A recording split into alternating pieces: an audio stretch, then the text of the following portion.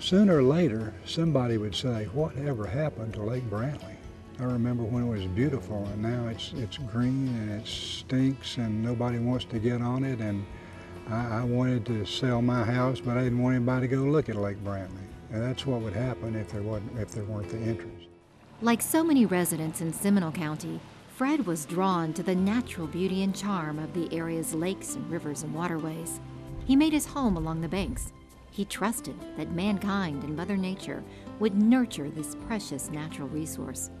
But over time, the lake became sick, overtaken by invasive plants. Today, Lake Brantley is once again restored to its original beauty, alive with boating, fishing, water sports, and wildlife. The story of Lake Brantley is a cautionary tale and a wake-up call. Mother Nature needs us, and we must all do our part to protect and preserve our waterways.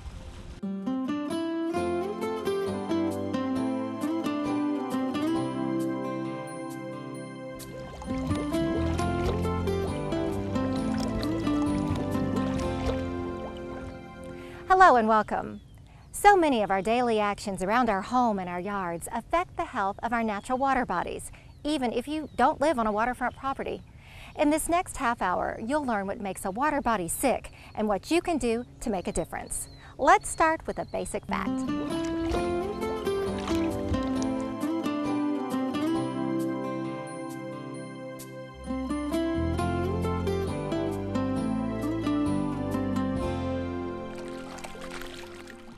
Every single one of us, whether we live in a watershed, work in a watershed, or travel through a watershed, have actions that can affect water quality if we don't really understand the relationships between human activities and water quality.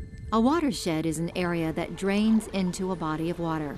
You can check out the watershed that you live in by going to the Seminole County Watershed Atlas at www.seminole.wateratlas.org. It's a one-stop shop for all of your water resources. You can find information on everything from water quality and fishing reports to volunteer opportunities. Now, here's more on how a watershed and runoff affects lakes and rivers. Essentially, rainfall acts as the vehicle, and it transports all the pollutants, the dirt, the sediment, oils and greases that come off of the roads, highways, and yards in through that rainfall and create basically stormwater runoff. That runoff goes into the closest drain, which then enters into a stormwater pond, and that pond allows the time for all those particles and pollutants to settle out before it discharges into whether it be a lake, a wetland, or a river. These retention ponds keep lakes and rivers healthy. They collect pollution that would otherwise drain into a lake or a river. This polluted runoff can lead to a buildup of excess nutrients in a body of water, which can essentially kill a lake and all its aquatic, animal, and plant life. Why? Because nutrients stimulate the overgrowth of algae. These algae blooms are harmful to human health and the lake's ecosystem. They remove oxygen from the water, causing fish kills. With all of the debris and the pollutants coming into stormwater ponds, regular maintenance of those ponds is essential, or else you could have clogging of structures and pipes, which could cause flooding, or excessive nutrient buildup, which can cause algal blooms, and the pond won't function. Retention ponds also help prevent localized flooding. There are over 1,000 retention ponds in Seminole County, and they function as the kidneys for more than 200 lakes and 43 rivers, streams, and canals that dot the county landscape. Our actions contribute to the polluted runoff that drains into our natural water bodies. So what can we do about it? The short answer is a lot. Let's face the facts. Seminole County is expecting continued growth, so you can imagine how this growth and development has a huge impact on our waterways. Let's start with how our habits at home affect the health of our lakes and rivers.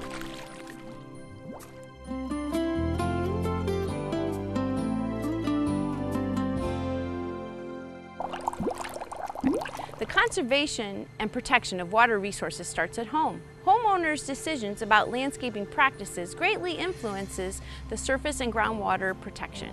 The Seminole County, Florida Yards and Neighborhoods program educates homeowners about how to design, install, and maintain healthy landscapes that use minimal water, fertilizer, and pesticides. The result? low cost, low maintenance, attractive landscape that add value to your community and reduces pollution entering your lakes and rivers. So here's what you can do. Adopt the 9 Florida-friendly landscaping practices. Right plant, right place. Water efficiently. Fertilize appropriately. Mulch. Attract wildlife. Manage yard pests responsibly. Recycle yard waste. Reduce stormwater. And protect the waterfront. Don't overuse herbicides, pesticides, and fertilizers.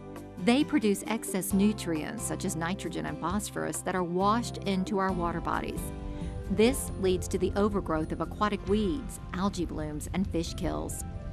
Do buy phosphorus-free, slow-release nitrogen fertilizer, or ask your lawn company to use phosphorus-free, slow-release nitrogen fertilizer.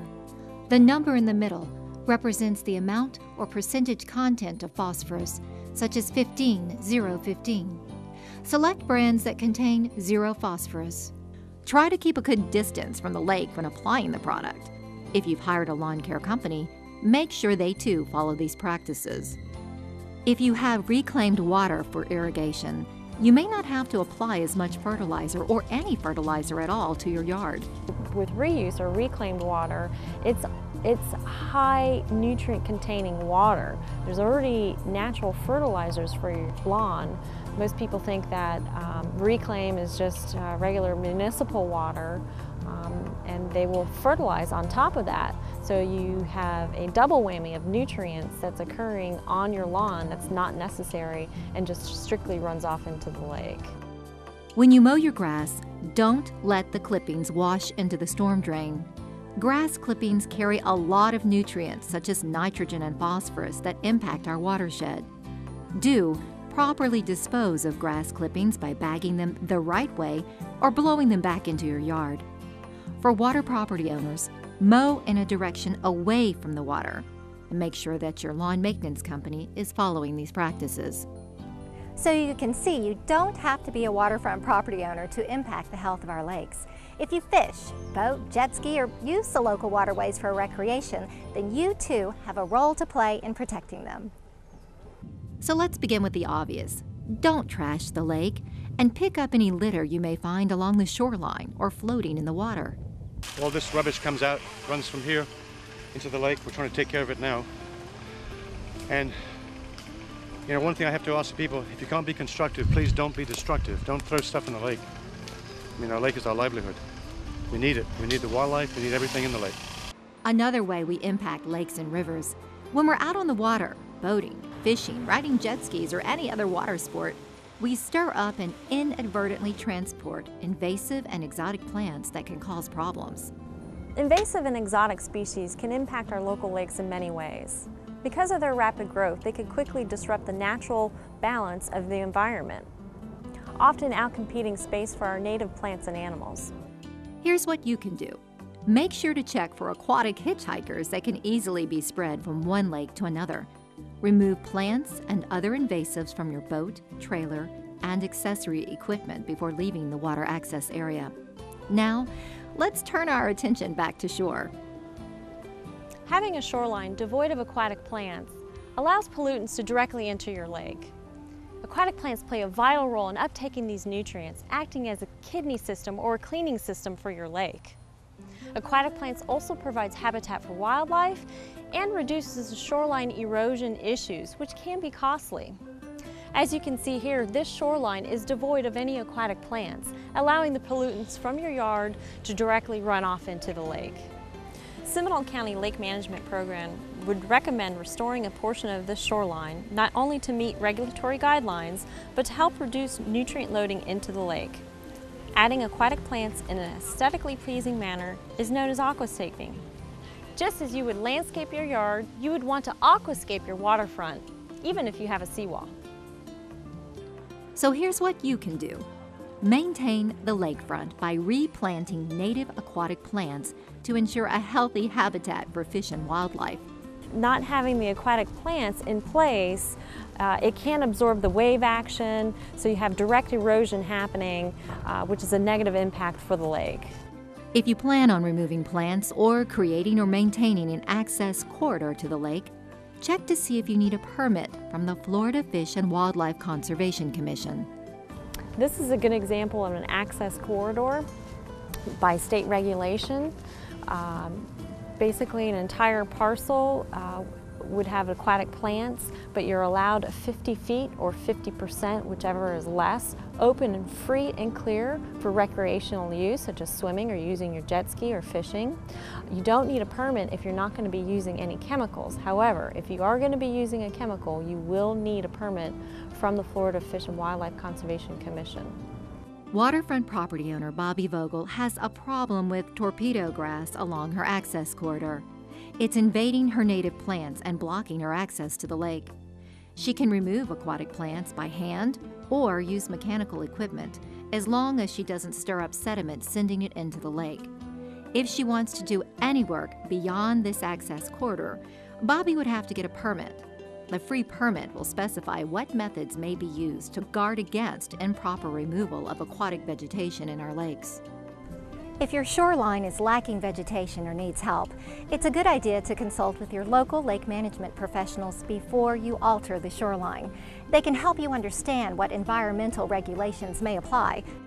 Another tool to reduce lake pollution? Consider building a swale. Swales, such as this one on Bobby's property, reduce pollutants by containing the runoff between its sloping sides. When the swale is full, the cleaner surface water will spill over the berm into a local water body. To better understand the forces that affect the health of our local lakes and rivers, let's head out on a boat ride with Seminole County biologists as they head out to check the health of local water bodies. Along the way, we'll learn about the county's lake management program, which monitors over 75 lakes and rivers for water quality and biological changes.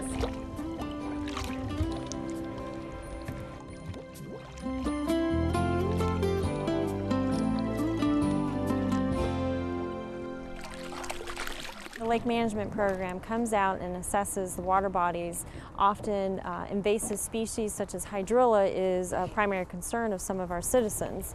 So we will come out for particular water bodies and survey the hydrilla, the growth, its presence, provide recommendations, treatment plans, grass carp monitoring and recommendations. On this day, biologists are on the lookout for invasive and exotic plants, a major threat to the lake's ecosystem. And so this is hydrilla. It is a highly invasive exotic aquatic plant. One strand of this particular plant, so you can see how long it is. This one is about 3 feet long. Some of the water bodies where this is taken over, we've seen strands as long as 24 feet. One of those examples was actually Lake Brantley. If left to grow unchecked, these invasive and exotic plants can literally choke a lake, killing the fish, clogging waterways, and creating health hazards for recreational activities. No more swimming, boating, or fishing. During our vegetation assessments or plant assessments, we look for the changes in aquatic plant species, especially invasive exotic plants such as hydrilla. This is hydrilla here. It's a highly invasive plant and it could readily take over a lake in a very short amount of time. Biologists also check the lake's chemistry and water quality. This is one of the portable meters we use out in the field to test for a variety of our parameters. Each probe on the meter tests for different parameters including pH, dissolved oxygen or how much oxygen is actually in the water, turbidity, temperature, conductivity, just to name a few. And then we also take water quality samples with bottles to test for the nutrients and things like that. As county biologists, we're collecting water samples quarterly from a number of different lakes and rivers throughout the county. When we take a water sample, some of the parameters we're testing for include nitrogen and phosphorus, which are the excess nutrients that come in off of the surrounding land. Now, lakes that have a lot of nitrogen and phosphorus or excess nutrients coming in are going to start to show different kind of water quality results from those excess nutrients. So as residents start to improve their shorelines by adding plants or swales, anything that can help prevent those excess nutrients from coming into the lake will ultimately end up seeing better water quality results from our data. Some of the other things that we collect too when we're taking water samples include turbidity, dissolved oxygen, and water clarity. So all of these parameters kind of help give us clues to determine if a lake is improving or declining in health. For example, somebody that has no plants along their shoreline and only sand, well, all of that sediment or sand is going to wash into a lake after a storm event, so it's going to actually decline the water clarity in a lake. So again, it's one of the tools we see in water quality data when we're looking at that. So water quality is basically just one piece of the puzzle that we can use to determine if a lake is improving or declining in health.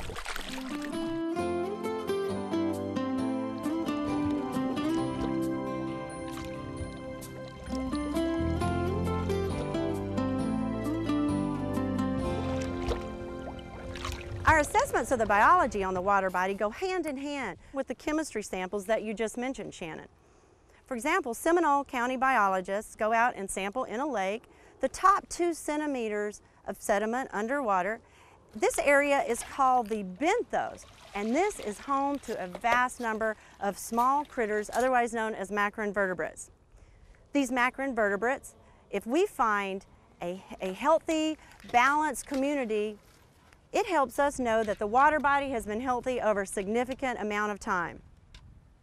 Not only do we study the small animals that we collect on a lake, we track the plant community. Plants, whether they're invasive or exotic or even lack of vegetation, are often immediate response to human disturbance. The biological monitoring program is yet another part of the way Seminole County tracks the health and impairment of their lakes. The data collected helps biologists gauge the health of a water body, identify trends over time, and decide if pollution control programs are working. The County Lake Management Program uses the data to assist citizens in developing and implementing a lake management plan that addresses their specific lake issues. Lake management professionals also provide oversight as a plan is enacted. If you have questions or concerns about the status of your lake, you can get help from the Seminole County Lake Management Program, and you can get involved.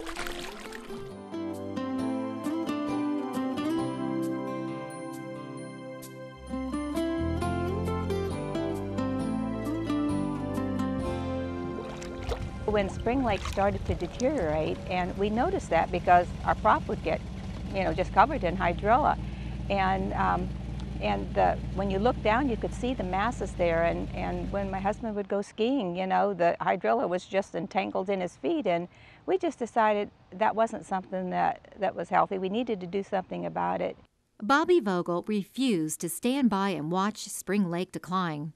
She attended several county workshops and sought the help of the Seminole County Lake Management Program to rehabilitate Spring Lake. Often property owners find that they do not have all the resources to properly manage their lake. Seminole County Lake Management Program offers options that are understandable and responsive to undesirable lake conditions affecting water quality and biological habitat. There were several of us that were concerned because Spring Lake was deteriorating very fast. We had a huge amount of hydrilla and some other weeds, torpedo grass coming in on the shorelines, and we knew that we needed to do something. Bobby organized a group of concerned residents. Together, they worked with the Seminole County Lake Management Program to create and launch a management plan for Spring Lake. It includes periodic cleanups to keep invasive plants from destroying the lake. Our goal is eventually to have every lakefront owner on Spring Valley Club and Spring Valley Hills and all 5 subdivisions knowledgeable and enthusiastic about keeping our waterfront very clean and so that it is a viable water body for us. We all have a role to play in preserving and protecting our local water bodies. Seminole County Lake Management Program is a great starting point. Now, let's meet some more residents who are working to keep our waterways healthy. When I first moved into this house about 3 years ago, we lived on this lake that was sort of a lake, and it was full of weeds. Gretchen lives along Myrtle Lake and refused to passively stand by as aquatic weeds took over. I started talking to my neighbor over here who's lived on this lake for about 25 years.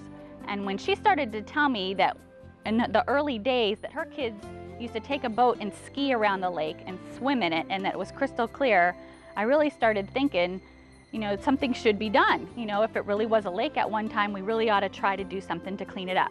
Gretchen recruited several other concerned homeowners. Together, they formed a nonprofit organization they call the Friends of Myrtle Lake.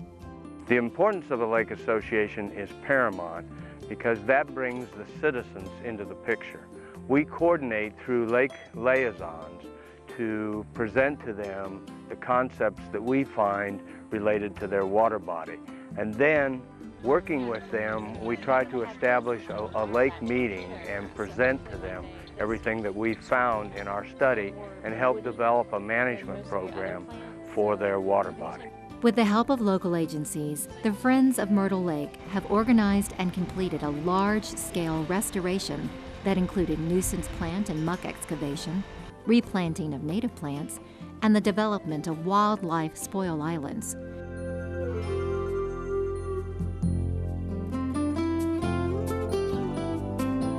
Myrtle Lake is now under a sustainable lake management plan. This hydrilla vegetation is tremendous in its growth potential. Fred Streetman lives along Lake Brantley, and he formed the Lake Brantley Management Association, a nonprofit that raises money to put carp fish in the lake to eat hydrilla. The people are involved, we're taking action now, and the lake is in nice condition to start with, and we're on top of the problems. I feel very comfortable that maybe my great-grandchildren might come here someday and use this lake. This comes together in the sense that Seminole County can bring onto the stage other key agencies that participate in managing of the lakes and the watersheds. For example, the Florida Fish and Wildlife Commission, the Department of Environmental Protection, and the water management districts. When we have these meetings with the homeowners, those agencies can be a part of those meetings and explain their role in putting together this entire package. So here's how you can get involved. Work together with the Seminole County Lake Management staff to establish a lake association with other lakefront owners. Have at least one annual lake association meeting. Invite guest speakers, such as county or state biologists, and discuss lake-specific issues, especially lake management recommendations. As previously highlighted, Seminole County has experienced professionals available to assist owners of lakefront property with forming successful lake management plans.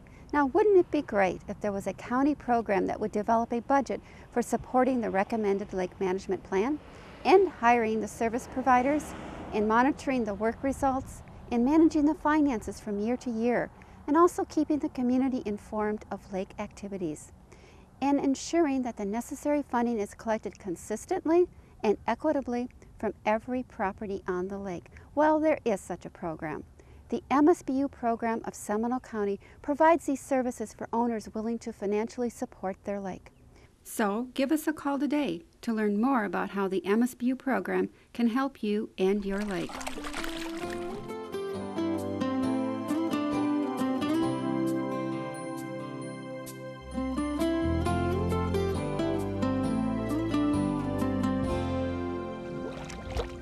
Another way you can make a difference in your watershed is through the Seminole Education, Restoration, and Volunteer Program, or SERV. It amazes me that we're able to take an area that's run over by invasive plants that's not healthy, and in one day, with volunteers, by us going out there and having a good time, we can turn that around and make it incredibly healthy and back to native and just healthy environment again. Steve is a volunteer with SERV. Over the years, he's taken on a leadership role, participating in lake restoration projects, invasive removal projects, and waterway cleanups. SERV provides a means for members of the community to become involved in protecting and caring for their watershed through active, hands-on restoration projects and through education in Seminole County. When joining a lake restoration project, volunteers work alongside biologists and lake residents to remove harmful invasive plants and replant with beneficial natives. Each plant they install literally works like a sponge to absorb pollution runoff coming from the entire watershed. These plants also provide wildlife habitat and prevent shoreline erosion, improving the overall ecosystem function of that lake and all the subsequent water bodies it flows into. Volunteers know that when they work on a SERVE project, they are truly making a difference in improving the lakes, rivers, and natural areas in Seminole County. You get out of your regular routine, you turn the TV off, you get some sunshine, some fresh air, get a little bit of a tan. It's just a great time. Just have a good time with friends, meet some new people. It's great. SERVE organizes volunteers for one-day events or ongoing projects. It's a great way for these students at Seminole State College to work alongside biologists, gain field experience and leadership skills, and earn community service hours. On this day, they're participating in a cleanup event at Mirror Lake. I kind of like just helping out. It makes me feel like, you know, every little bit I can give back, because I get scholarships and stuff through the school, so taxpayers and such are paying for me to go to school. And so if I can give back, you know, any way I can when I have the time, it kind of works out nicely. Thanks to residents and all the volunteer efforts, this is how Mirror Lake looks today. My sack is getting heavy. High school student Charlie Geyer got involved with SERVE as part of a class project. He rounded up 150 middle school and high school students. I'm out on the lake every other weekend, doing, jet skiing and boating, and I really want to be able to keep doing that and be able to have, this is a place where friends and family should be able to hang out, and I don't want it to turn into a giant mess. Healthy water bodies enhance our property values and our quality of life and are essential to the environment. We've talked about how our daily actions influence Florida's natural resources and what you can do to protect and preserve our lakes and rivers for future generations. There are so many opportunities for you to get involved. Now, here's a recap of the resources available to you. The Florida Yards and Neighborhood Program, the Watershed Atlas, Seminole County Lake Management,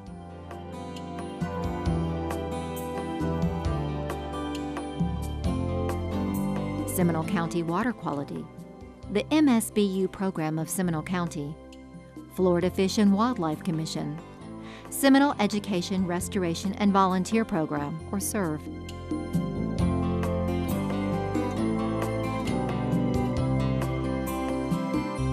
So what are you doing? Get off the couch, come on out and have some fun. Turn the TV off. Seminole County keeps close watch on our local waterways with regular checkups and interventions. But the county needs you to be an advocate too. Thanks for watching.